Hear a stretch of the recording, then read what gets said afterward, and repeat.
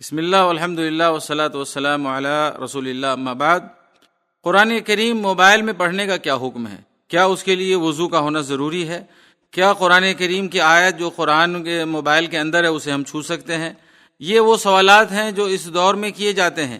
اس کا جواب یہ ہے کہ قرآن کریم ہم موبائل میں بغیر وضو کے پڑھ سکتے ہیں، کیونکہ وہ روشنائی سے لکھا نہیں ہوتا ہے، وہ کاغذ میں نہیں لکھا ہوا ہے، وہ تو موبائل میں ایک سایہ کی طرح ہے۔ لہٰذا اس کے لیے علماء کرام نے یہی جائز قرار دیا ہے۔ اور مصحف میں قرآن کریم پڑھنے کے لیے جو ممانعت ہے اس کی دلیل یہ حدیث ہے۔